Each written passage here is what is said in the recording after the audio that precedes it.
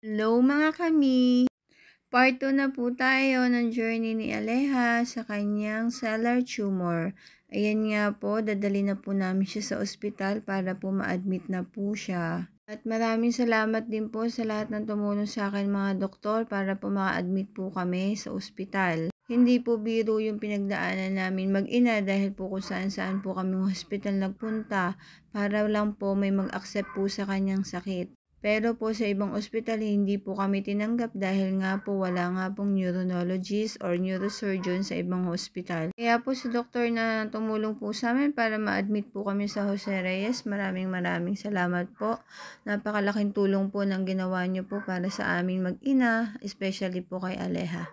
November 7 nga po ay na-admit na po siya dito sa Jose Reyes Memorial Hospital. Yan po ang kanyang itsura, hindi po siya makakita. Ang kaliwang mata niya ay napakalabo. Kaya po tinatakpan pa po namin ng tuwalya yung ilaw. Dahil nga po sa kanyang sistemang ganyan ay nandito muna po kami sa emergency room. Dahil po nag-aantay pa po kami na maiakyat sa PhilHealth ward. At dito nga po ay medyo nagtagal nga po kami sa emergency room sa kadahilanan nga po napakaraming pasyente. At nauuna po talaga ang mga emergency case po.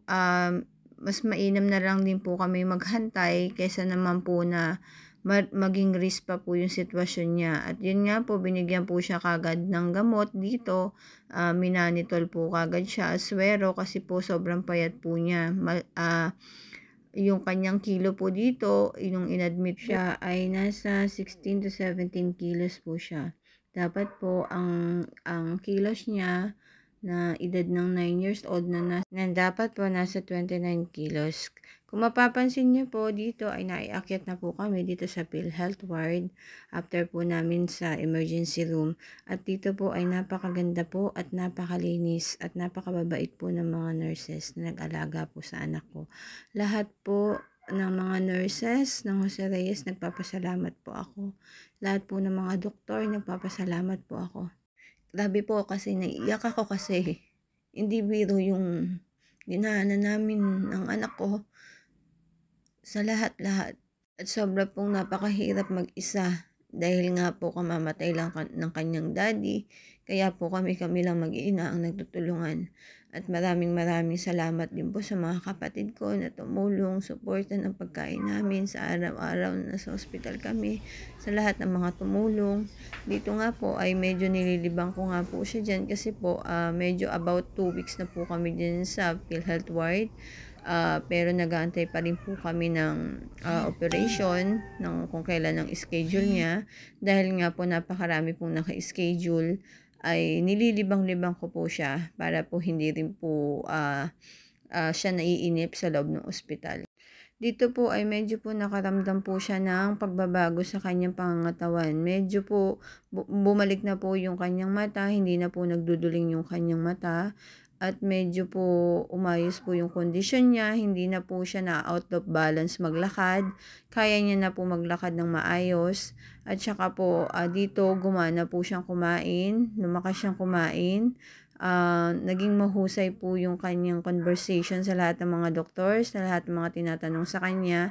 Hindi po siya kagaya dati na pag tinanong mo parang out of mind siya na iba yung behavior niya, hindi kanya iniintindi.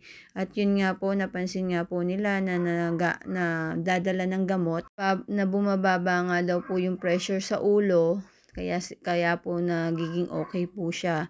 Pero wag daw po ako mangampante kasi nga po meron na daw pong tubig ang kanyang utak. So yun nga po, nagkaroon nga po siya ng hydrocephalus dahil nga po hindi na rin daw po nag-recycle yung tubig niya, napunta na daw po sa brain. Kaya po ang sabi sa akin ng mga doktor, lalagyan nga daw po siya ng BP shunt, which is ayun nga daw po ang magde-drain. Yung hose daw po yun ang papadaanin sa pantog.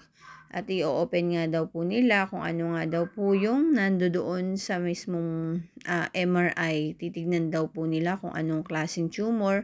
Pagka-opera nga daw po sa kanya is ibabiopsy pa nga daw po siya. Marami po pong procedure na dapat gawin. Dapat gawin po sa kanya. Dito nga po mapapansin niyo parang normal na po siya. Lagi na po siya nagti-TikTok at masayang-masaya na po siya. Sa awa po ng Diyos, sa awa tulong po ng Diyos, ayan po, napakaganda po ng aking anak.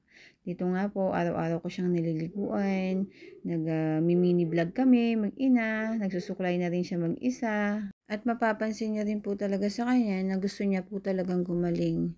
At ayan nga po, magtututbrush na po siya mag-isa. Dati po ayaw niya po magtutbrush dahil nga po, konting galaw niyo lang po sa kanya, irritable po siya.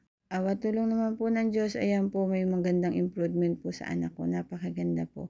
Yun lamang po guys, at sana po panoorin niyo po ulit ang aming part 3 dahil nga po hindi nga po kaya. Yun lang po, bye!